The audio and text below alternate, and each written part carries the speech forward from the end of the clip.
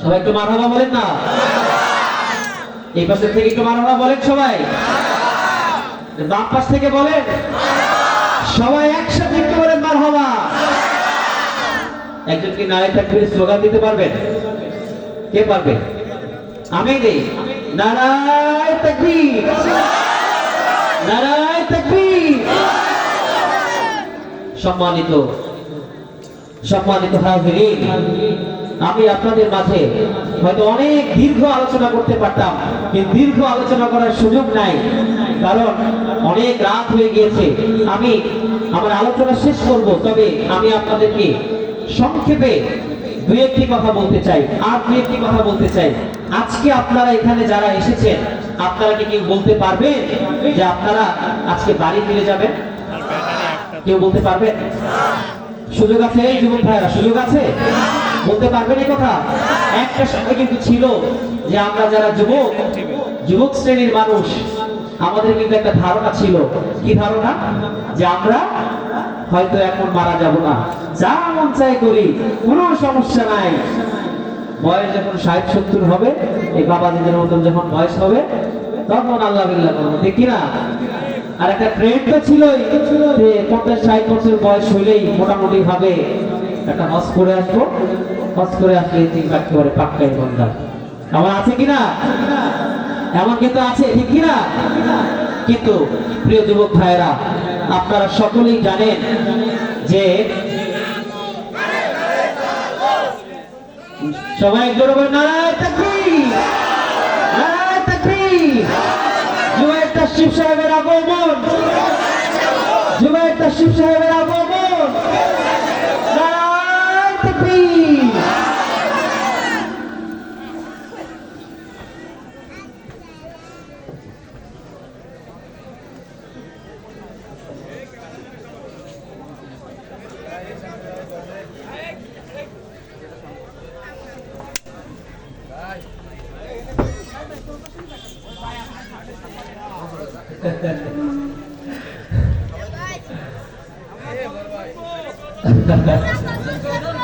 আচ্ছা আচ্ছা,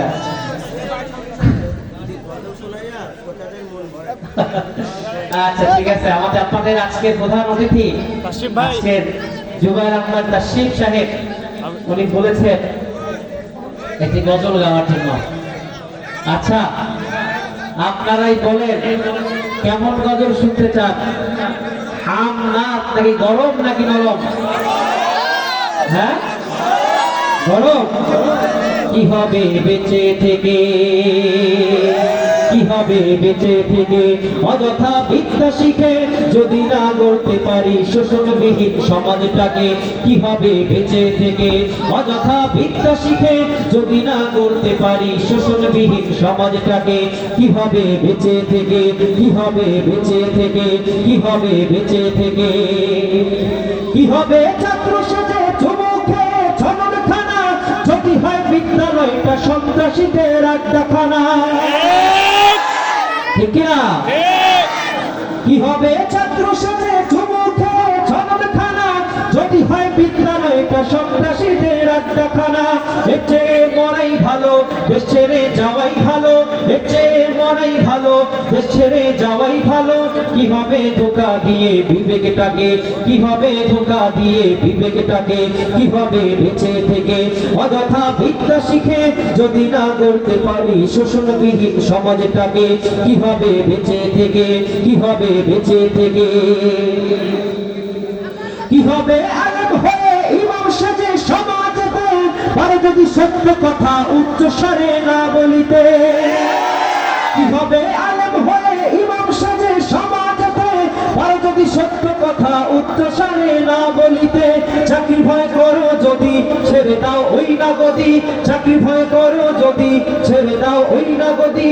কি হবে ধোঁকা দিয়ে আল্লাহকে, কি হবে ধোঁকা দিয়ে আল্লাহকে? কি হবে বেঁচে থেকে অযথা বিদ্যা শিখে যদি না গড়তে পারি শোষণবিহীন সমাজটাকে? কি হবে বেঁচে থেকে, কি হবে বেঁচে থেকে?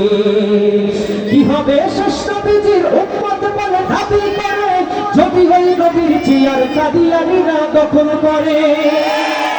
কি হবে শ্রেষ্ঠ বীজের উম্মত বলে দাবি করে যদি ওই নবীর চেয়ার দেওয়াল বাগি দখল করে, নবীজির জন্য যদি রক্তের বহে নদী, নবীজির জন্য যদি রক্তের বহে নদী, তবুও হটবো না এই দাবি থেকে, তবুও হটবো না এই দাবি থেকে। কি হবে বেঁচে থেকে অযথা বিদ্যা শিখে যদি না গড়তে পারি শোষণবিহীন সমাজটাকে? কি হবে বেঁচে থেকে, কি হবে বেঁচে থেকে, কি হবে বেঁচে থেকে?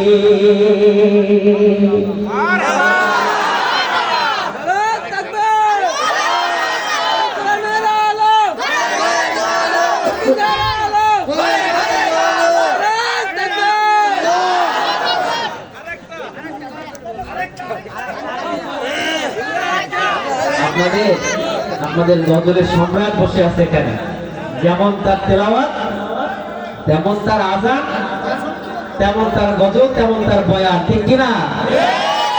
আজকে আপনাদের যা যা মন চায় আপনারা তাই শুনে নেবেন, ঠিক আছে? পারবেন তো ইনশাআল্লাহ? আচ্ছা ঠিক আছে, যেহেতু আরেকটি গজল গাওয়ার জন্য বলেছে, আমি আরেকটি গজল আপনাদেরকে একটু শোনাই। দিন রাতে কাঁদি শুধু নবীকে পেতে, দিন রাতে কাঁদি শুধু নবীকে পেতে, মোদের জন্য কাঁদেন নবী ওই মদিনাতে, মোদের জন্য কাঁদেন নবী ওই মদিনাতে, ঠিক না? মোদের জন্য কাঁদেন নবী ওই মদিনাতে। সবাই একসাথে বলতে পারবো না? একসাথে গাইবো সবাই, নবীর ভালোবাসা ইনশাআল্লাহ গাইতে পারবো তো সবাই? দিন রাতে কাঁদি শুধু নবীকে পেতে, দিন রাতে কাঁদি শুধু নবীকে পেতে, মোদের জন্য কাঁদেন নবী ওই মদিনাতে, মোদের জন্য কাঁদেন নবী ওই মদিনাতে। আমি যাব কবরেতে, কেউ তো যাবে না, 2-3 দিন কাঁদার পর আর মনে রাখবে না। আমি যাব কবরেতে, কেউ তো যাবে না, 2-3 দিন কাঁদার পর আর মনে রাখবে না। উম্মতের দিওয়ানা নবী আছেন কাঁদিতে, উম্মতের দিওয়ানা নবী আছেন কাঁদিতে, ওদের জন্য কাঁদেন নবী ওই মদিনাতে, ওদের জন্য কাঁদেন নবী ওই মদিনাতে, ওদের জন্য কাঁদেন নবী ওই মদিনাতে। ধন্যবাদ সবাই।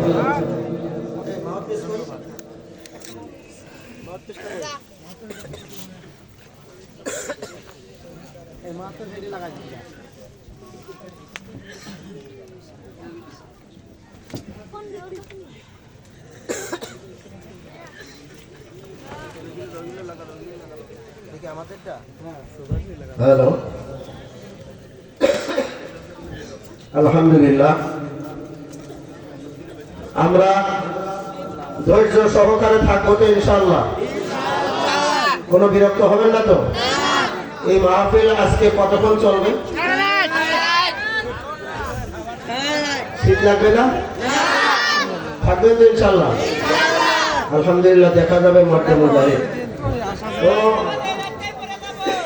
মাশাআল্লাহ, তো আমাদের এ পর্যায়ে আমাদের স্টেজে এই যে দেখেন সামনে বাচ্চারা আছে মাদ্রাসার শিশু বিভাগে, আমরা তাদেরকে দিয়ে 2 মিনিট তারা কিভাবে জানাজার নামাজ পড়াইতে হয়, আমরা আশা করি প্রত্যেকটা গার্জিয়ানে যে আমার সন্তান আমার জানাজার নামাজ পড়াইতে পারে।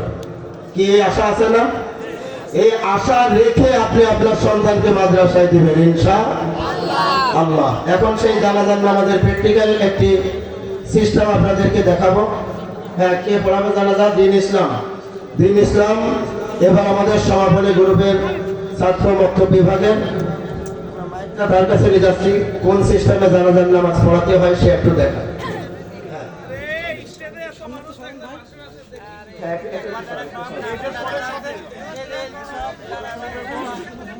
হ্যাঁ, এই যে সামনে একটা লাশ আছে, ল্যাব বানাইয়া লাশ নিয়ে আসছে। আচ্ছা, এবার সেই কিভাবে সর্বপ্রথম শুরু হবে, কিভাবে কেমনে কি করতে হবে সেটা বলো। হ্যাঁ, এখানে দাঁড়াও তুমি, আমি মাইক ধরছি এদিক দিয়ে। হ্যাঁ, মনে করো তো জানাজা পড়াচ্ছ, আমি মারা গেছি, এখন তুমি জানাজা পড়াচ্ছ, কেমনে পড়াবে বলো।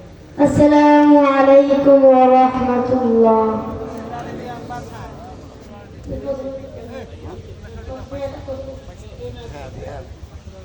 এই মাইয়াতের ওলি কে? আমি। আপনি এর সামনে আসেন।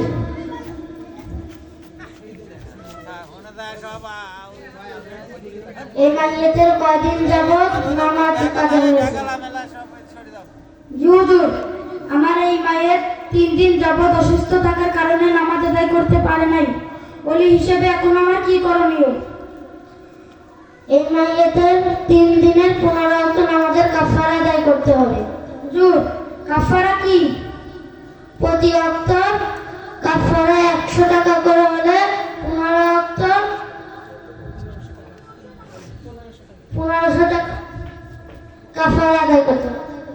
হুজুর, এই টাকা আমাকে কোথায় দান করতে হবে? মাসপাড়া মদিনাতুল উলুম কওমি মাদ্রাসায় যে কোনো লিল্লাহ বোর্ডিং এ আছে,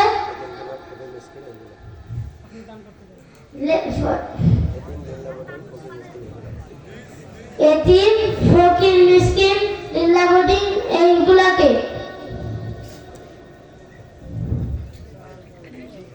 এই নেন কাফারার টাকা।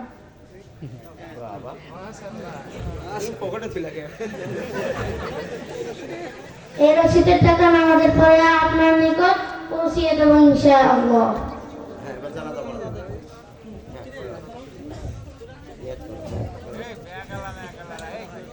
জানাজার নামাজ নিও। জানাজার নামাজ ফরজে কিফায়া।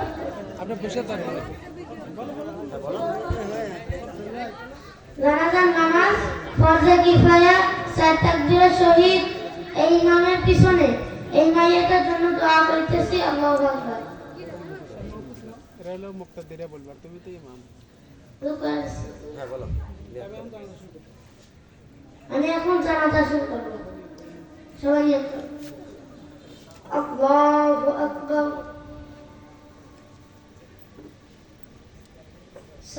সুবহানাকা আল্লাহুম্মা ওয়া বিহামদিকা ওয়া তাবারাকা ইসমুকা ওয়া তাআলা জাদ্দুকা ওয়া জাল্লা সানাউকা ওয়া লা ইলাহা গায়রুক। আল্লাহু আকবার। اللهم صل على محمد وعلى آل محمد كما صليت على إبراهيم وعلى آل إبراهيم إنك حميد مجيد. اللهم بارك على محمد وعلى آل محمد كما باركت على إبراهيم وعلى آل إبراهيم إنك حميد مجيد. الله أكبر. اللهم اغفر لحينا وميتنا وشاهدنا وغائبنا وصغيرنا وكبيرنا وذكرنا وأنثانا.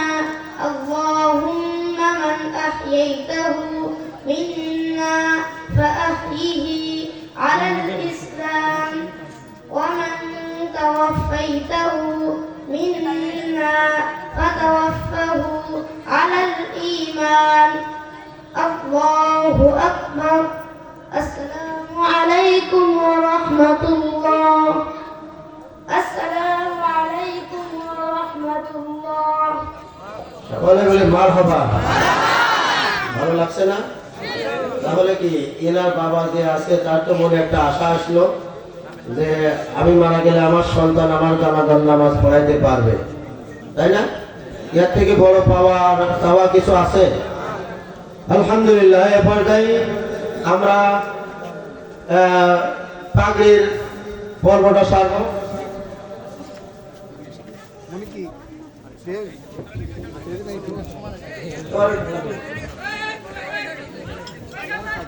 আজকে আমাদের মাসপাড়া মদিনাতুল উলুম কওমি মাদ্রাসার 2 জন হাফেজ ছাত্র পাগড়ি নেবে। তাদের পিতামাতার নাম কই? হাফেজদের পিতামাতার নাম কই? আলামিন কই? আলামিন আসো, স্টেজে আসো তোমরা দুইজনে।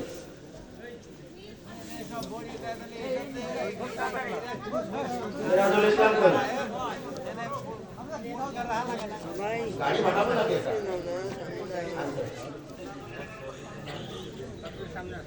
আলহামদুলিল্লাহ,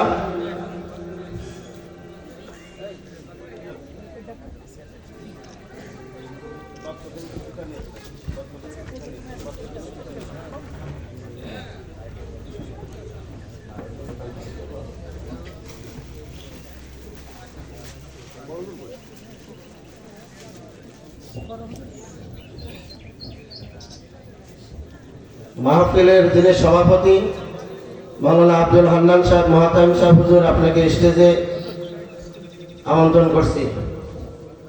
হুজুর আসো, হুজুর আসো।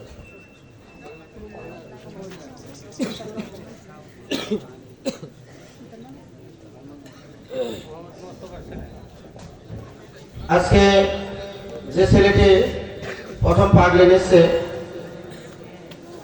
এই ছেলেটির নাম হলো হাফেজ মোহাম্মদ আল আমিন। আমাদের কথা অনুসারে পিতাকে একটি টুপি এবং একটি রুমাল আমাদের পক্ষ থেকে গিফট করা হয়, কিন্তু ওর আব্বার সাথে আমার কথা হয়েছে, উনি বলতে হুজুর আজ কয়েকদিন যাবত আমি খুব অসুস্থ, আসতে পারি নাই, আর এমন প্রতিনিধিও সে পাঠাইতে পারে নাই। এই জন্য প্রতিনিধি হিসাবে আমরা তার সম্মানে তার কাছে পৌঁছাই দেবো ইনশাআল্লাহ। এ পর্যায়ে হাফেজ মোহাম্মদ আল আমিন, পিতা মোস্তফা কামাল, বাড়ি মির্গি নারওয়া, বালিয়াকান্দি, রাজবাড়ি।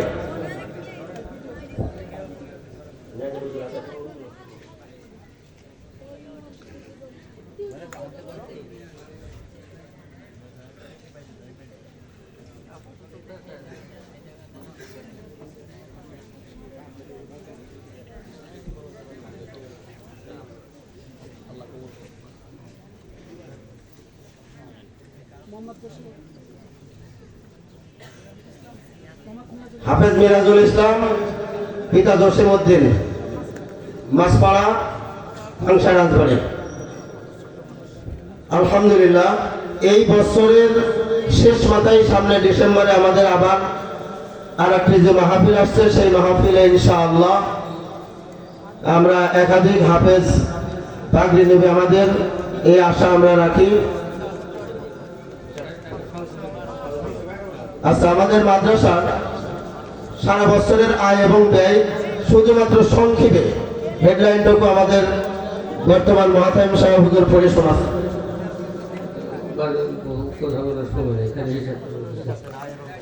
আমাদের মাদ্রাসায় 2টা ফান্ডে আয় এবং ব্যয় হয়, একটা হলো সাধারণ ফান্ড আর একটা হলো লীলা ফান্ড। এই সাধারণ ফান্ডের মোট আয় হলো 14,12,120 টাকা, খরচ হলো 15,82,448 টাকা, 1,70,328 টাকা এই ফান্ড দেনা আছে। আর লীলা ফান্ডের আয় হচ্ছে গত বছরের বিগত বছরের যে একসঙ্গে যোগ দিয়ে 13,46,398 টাকা, খরচ 6,55,221 টাকা। অতিরিক্ত আয় এই লীলা ফান্ডে আয় আসছে 6,91,177 টাকা। এখন এক নজরে দুই ফান্ডের আয় এবং ব্যয়। সাধারণ ফান্ডের আয় 14,12,420 টাকা, লীলা ফান্ডের আয় 13,46,398 টাকা। সাধারণ ফান্ডের ব্যয় 15,82,448 টাকা, লীলা ফান্ডের ব্যয় 6,55,221 টাকা। এখন অতিরিক্ত আমাদের আয় আছে, অর্থাৎ ব্যালেন্স আছে 5,20,849 টাকা। 5,20,849 টাকা দুই ফান্ড মিলে আমাদের ব্যালেন্স আছে। আলহামদুলিল্লাহ, আমরা স্বয়ং সম্পন্ন আপনাদের দোয়া ও ভালোবাসাই। আলহামদুলিল্লাহ, না দিনা নাই। আমি আমি আপনাদের কাছে 1 মিনিট সময় নেব, দিবেন? দেবেন ইনশাআল্লাহ। আমাদের মাদ্রাসার বর্তমান কারি সাহেব হুজুরের ছেলে 5 বছর বয়সে, এই যে সামনে আসো, এ হলো যে ঘুম থেকে উঠে আবার ঘুমানো পর্যন্ত খালি এই তাসরিফ সাহেবের গজল নিয়েই পড়ে থাকে। ও জানি কেমনে শুনছে যে আজকে আমার এই গজলওয়ালা হুজুর আজকে আসতেছে গজলের ঝুলি নিয়ে। এই তারপর থেকে লাগছে যে আমি হুজুরের সাথে একটু সাক্ষাৎ দেবো। আর একটা ভক্ত আছে তাসরিফ সাহেবের, আর এক শিশু ভক্ত, 2 ভক্ত আমাদের হুজুরের কাছে যাই, মানে সেটা কি গজল গায় আর হুজুর কি গজল গায়, সেই গজলটুকু মানে এক এক কলি করে কি আপনাদের শোনার সময় হবে?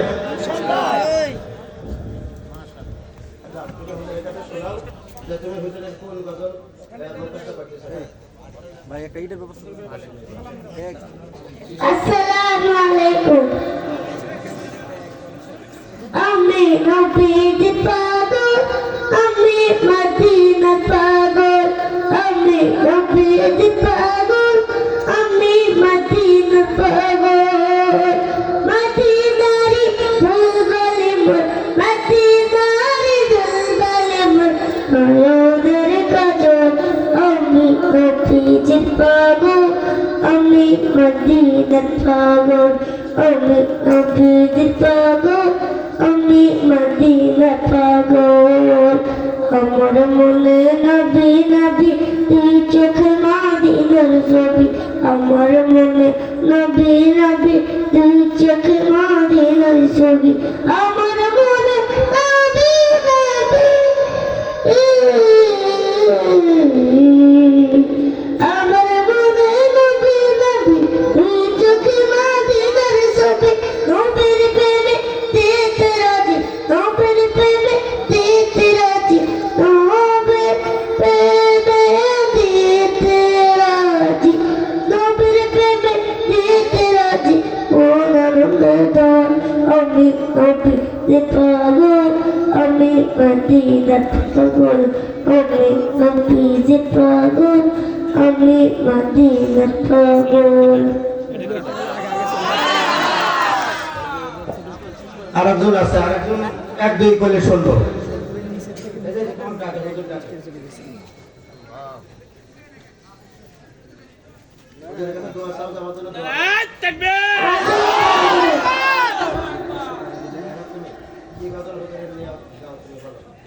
ও মদিনার মাটিরে আয়েম, সকল সুখ বুঝি তোর কপালে।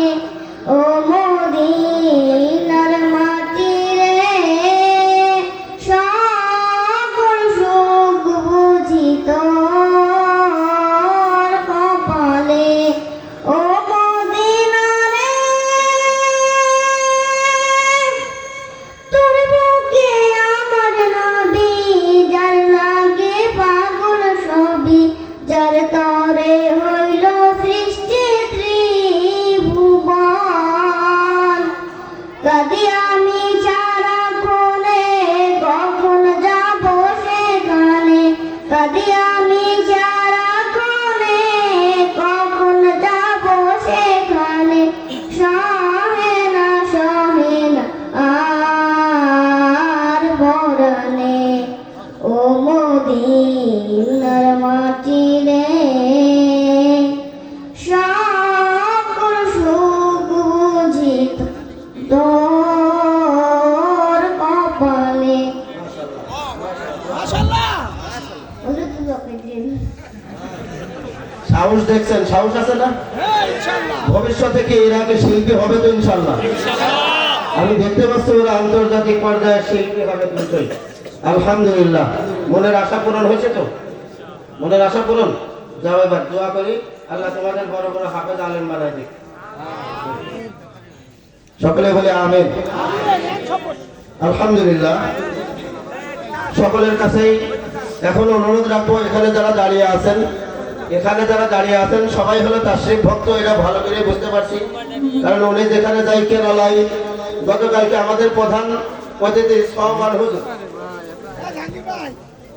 আমাদের সোহমান সিদ্দিকী সাহেব পীর সাহেব, হ্যাঁ, উনি বলতেছে যে তাসরিফ, ওনাকে জিজ্ঞাসা করবেন আমার বাড়িতে গেছিল ফুরফুরাতে। আলহামদুলিল্লাহ, ভারতে গেলে হাজার হাজার লোক তাকে সেলুট জানায়, সম্মান করে।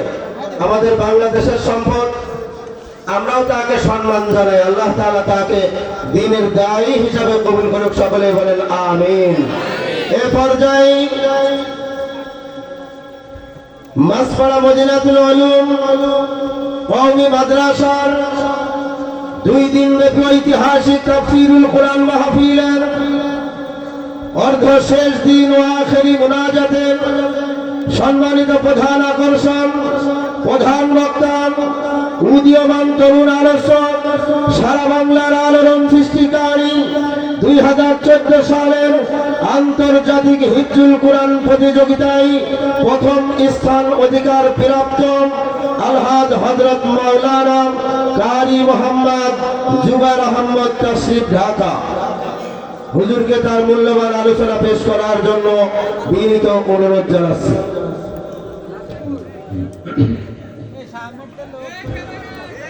আসসালামু আলাইকুম ওয়া রাহমাতুল্লাহি ওয়া বারাকাতুহু। আলহামদুলিল্লাহি নাহমাদুহু ওয়া নাস্তাঈনুহু ওয়া নাস্তাগফিরুহু ওয়া নু'মিনু বিহি ওয়া নাতাওয়াক্কালু আলাইহি ونعوذ بالله من شرور أنفسنا ومن سيئات أعمالنا من يهده الله فلا مضل له ومن يضلله فلا هادي له ونشهد أن لا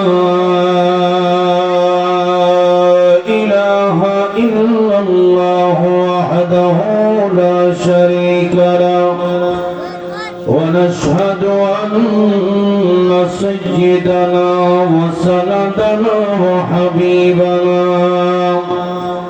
ومولانا محمدا عبده ورسوله الذي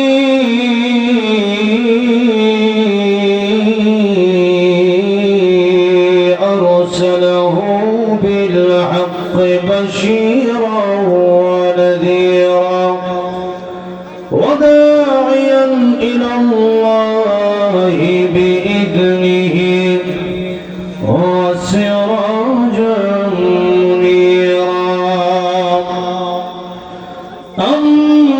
أما بعد فقد قال الله تعالى في كلامه المجيد وفي فرقانه الحميد أعوذ بالله من الشيطان الرجيم بسم الله الرحمن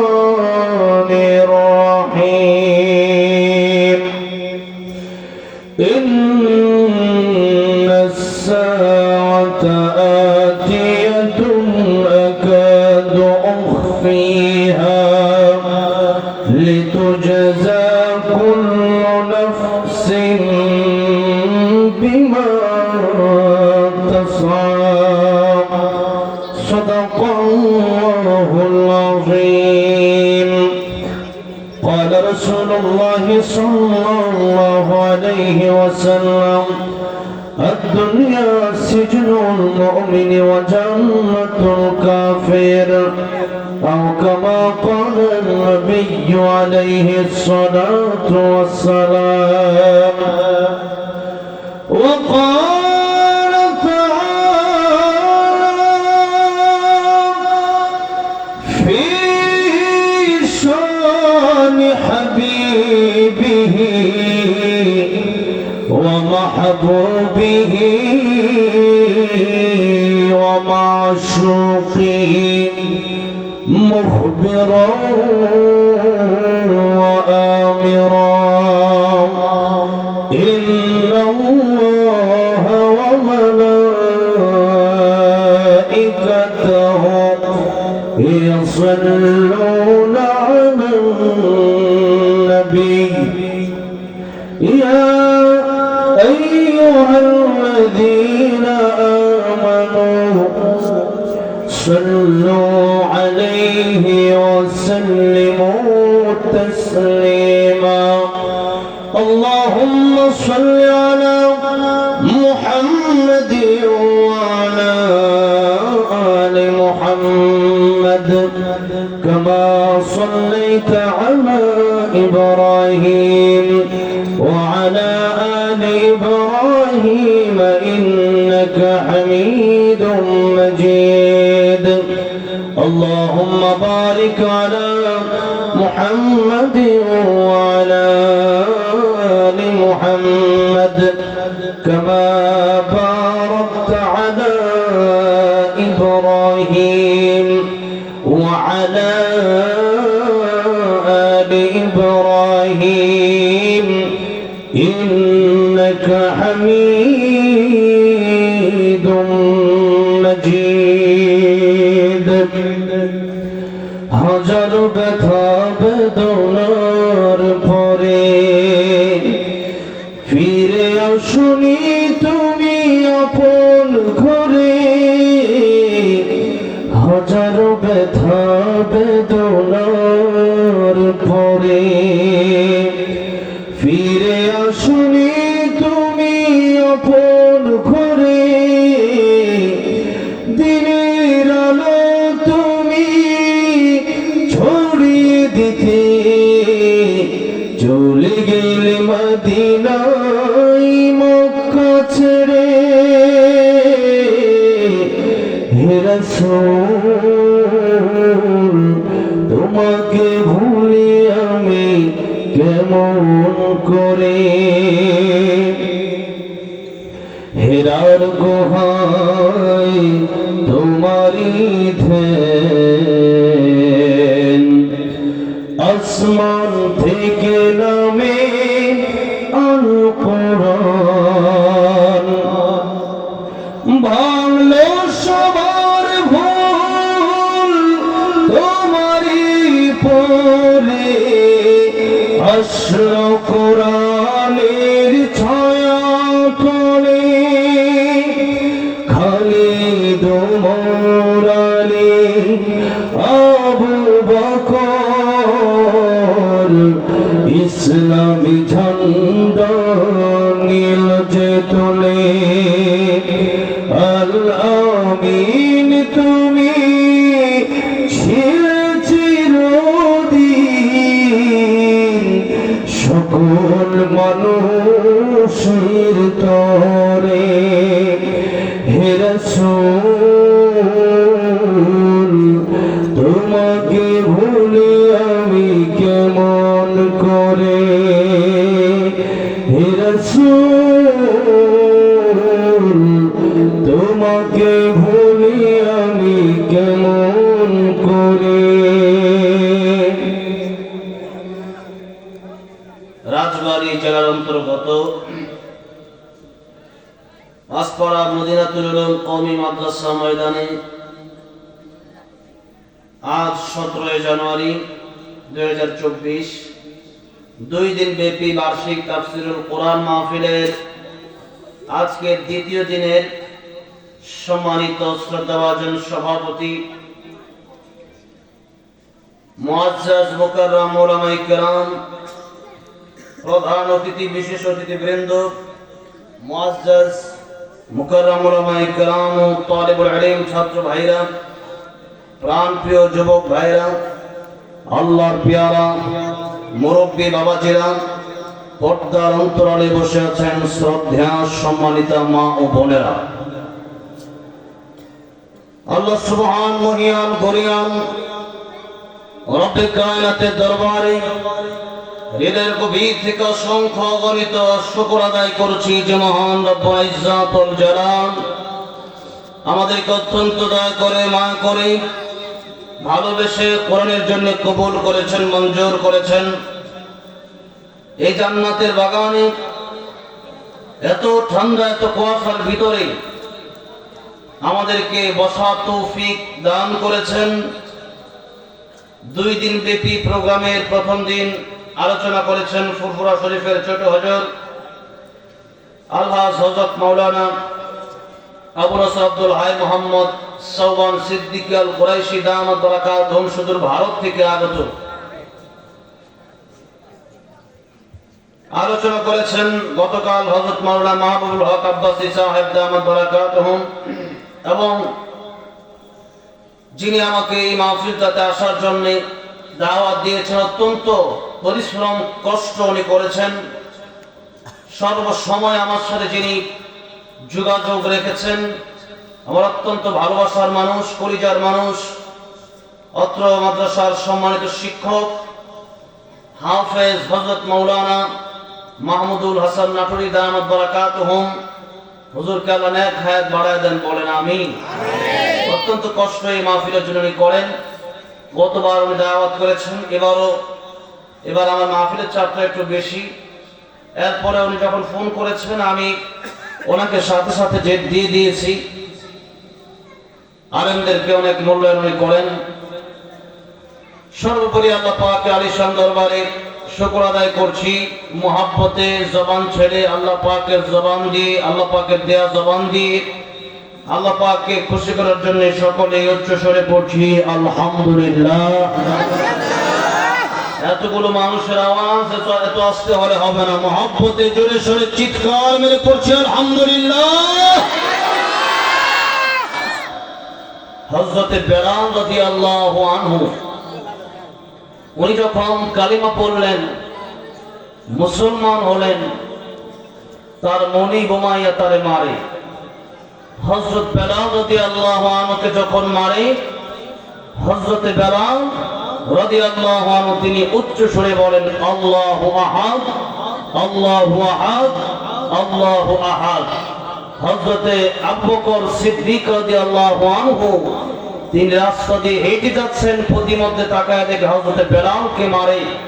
উত্তপ্ত মরুভূমি, যেখানে আমি নিজে গিয়ে 5টা মিনিট দাঁড়াতে আমার কষ্ট হয়ে গেছে, এত উত্তপ্ত মরুভূমি, এই পাথরের মাঝে হযরতে বেলালকে শোয়া রাখা হতো। উটের গলায় রশি বেঁধে হযরতে বেলালের গায়ে রশি বেঁধে পাগলা উট দিয়ে হযরতে বেলালকে টানা হতো।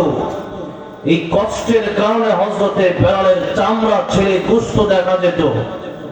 এত কষ্ট হযরতে বেলালকে দেয়, আর হযরতে বেলাল চিৎকার মেরে বলে পড়ে আল্লাহ আল্লাহু আহাদ, আল্লাহু আহাদ, আল্লাহু আহাদ। আবু বকর সিদ্দিক রাদিয়াল্লাহু আনহু বললেন, বেলাল এত জোরে জোরে না পড়লে আমার আল্লাহ শুনবে, তুমি আস্তে পড়লেও আমার আল্লাহ শুনবে। বলেন তো, যে আল্লাহ জোরে শোনে, ওই আল্লাহ আস্তে বললে শোনে কি শোনে না? যে আল্লাহ দিনের আলোতে দেখে, ওই আল্লাহ রাতের আধারে দেখে কি দেখে না? যে আল্লাহ সাগরের উপর দেখে, ওই আল্লাহ সাগরের তলদেশে দেখে কি দেখে না? বলে। সুতরাং বেলাল, তুমি আস্তে আস্তে আল্লাহর নাম বলবা, কারণ যে আল্লাহ আস্তে জোরে বললে শোনে, ওই আল্লাহ আস্তে বললেও শোনে। যে আল্লাহ দিনের আলোতে দেখেন, ওই আল্লাহ রাতের আধারেও দেখেন। সুতরাং বেলাল, তুমি আস্তে আস্তে আল্লাহ নাম উচ্চারণ করবা, ভালো মাইয়া তোমার মারবে না। হযরতে বেলাল বললেন, ভাই আবু বকর, আগামীকাল থেকে আমি আস্তে আস্তে আল্লাহ নাম উচ্চারণ করব। কিন্তু আবু বকর সিদ্দিক রাদিয়াল্লাহু আনহু দ্বিতীয় দিন যখন রাস্তা দিয়ে যাচ্ছেন, তাকায় দেখতেছে বেলালের সেই আগের দিন যেরকম আল্লাহু আহাদ বলেছিলেন, আবারও দ্বিতীয় দিন বলছে আল্লাহু আহাদ, আল্লাহু আহাদ, আল্লাহু আহাদ। আবু বকর সিদ্দিক রাদিয়াল্লাহু আনহু বললেন, বেলাল, তোমাকে গতকাল বলেছিলাম আস্তে বলো, তুমি আবার কেন জোরে বলছো? এজন্যই তো তোমার উমাইয়া বেশি মারে। হযরতে বেলাল বলছে, আগামীকাল থেকে আস্তে বলবো। তৃতীয় দিন আবার আবু বকর সিদ্দিক রাদিয়াল্লাহু আনহু আসতেছেন, তাকায় দেখে হযরতে বেলাল পড়তেছে আল্লাহু আহাদ, আল্লাহু আহাদ, আল্লাহু আহাদ। আবু বকর সিদ্দিক রাদিয়াল্লাহু আনহু বললেন, বেলাল, 2 দিন তোমারে বারণ করলাম, তুমি আবারও আল্লাহর নামটা জোরে বলো, কারণ হযরত বেলাল রাদিয়াল্লাহু আনহু ডাক দিয়ে বলছেন, ভাই আবু বকর, আপনি যখন প্রতিদিন আমারে বলেন আল্লাহর নামটা আস্তে আস্তে পড়ার জন্য, আস্তে আস্তে বলার জন্য, আমি বেলাল চিন্তা করি প্রতিদিন আপনার কাছে আমি যখন কথা বলি আল্লাহর নাম আমি আস্তে আস্তে বলবো, তখন মনে করি আল্লাহর নাম আমি আস্তে আস্তে বলতে পারবো। কিন্তু যখন উমাইয়া আমারে মারে, উমাইয়া যখন আমারে ভেত্রাঘাত করে, উমাইয়া যখন আমারে কষ্ট দেয়, আমি বেলাল আমার আল্লাহর নাম যত জোরে জোরে বলি, আমি উমাইয়ার কষ্ট আর যন্ত্রণা ভুলে যাই। হযরত বেলাল রাদিয়াল্লাহু আনহুর এই কথা শুনে আবু বকর সিদ্দিক রাদিয়াল্লাহু আনহু বললেন, উমাইয়া রে, হযরত বেলালকে আমি আবু বকর ক্রয় করতে চাই তোমার কাছ থেকে। উমাইয়া চিন্তা করলেন, আবু বকরের কাছে এমন দাম চাইবো যাতে করে আবু বকর হযরত বেলালকে কিনতে না পারে। আর এদিকে হযরত আবু বকরের মনে চিন্তা হলো, হযরত বেলাল তো দাম, তো দাম, তামাম পৃথিবী দিয়া যদি হযরত বেলালকে আমি ক্রয় করি, তবু হযরত বেলালের দাম এই পৃথিবী দিয়া হবে না। জোরে বলেন সুবহানাল্লাহ।